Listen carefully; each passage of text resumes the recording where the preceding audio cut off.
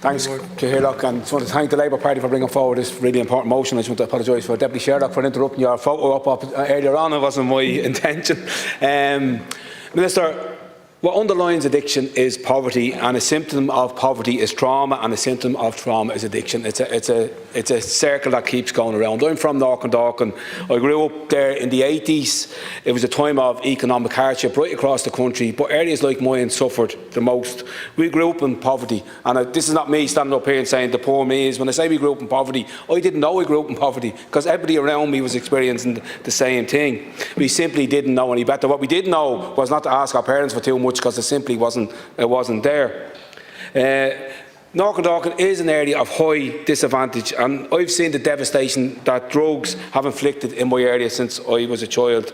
I live in the community still, and I've seen the intergenerational addiction and trauma within family. And this trauma, I said, comes from poverty, but it also comes from parents of my friends being products of the industrial schools, being products of the Magdalen laundries and the mother and baby homes. And I can speak this from a personal experience. My own father was sent to work in the Magdalen laundries at the age of 12. He's 72 now, and he's only starting to speak about it. So this is the trauma that people experience, and he knows that I'm speaking about this today. This trauma was unwittingly by parents passed down to the next generation. And I say that it's an area of high disadvantages. I'm speaking about the government policies of the time, putting people from the same socio-economic background all into the same area at the same time without having the necessary infrastructure in there.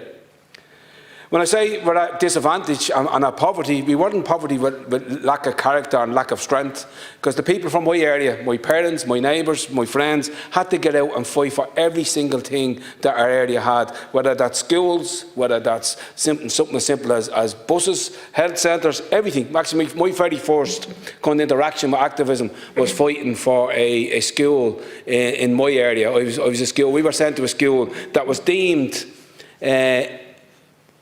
inappropriate for other pupils and a more affluent part of the constituency, but it was okay for the students of Greenfort and Shancastle and Herlon to attend that school. So that's what you're being put against. You had to fight that all the time. A lot of my family, friends, neighbours succumbed to addiction over the years. That's just a simple fact of things, Minister.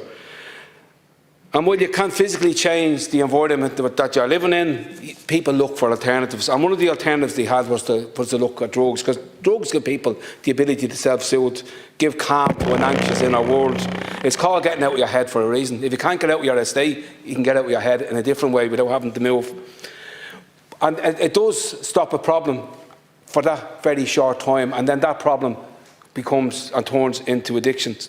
I've only got half a minute left, so just in relation to local services, Minister, we're talking for years around. I've worked for years in addiction services, frontline addiction services in my own area, and we've been calling for multi-annual funding for I don't know how long. And it is so important, because what multi-annual funding will do, it will allow agencies that are dealing with the front line to forward plan, to deal with things when they arrive at the door. Like we knew the crack cocaine problem was an issue long before it was being discussed in this House, because the frontline services were seeing it, but they hadn't got the resources to go out and tackle it. So we need multi-annual funding. If I can get one thing out here today, Minister, that'd be that multi-annual funding.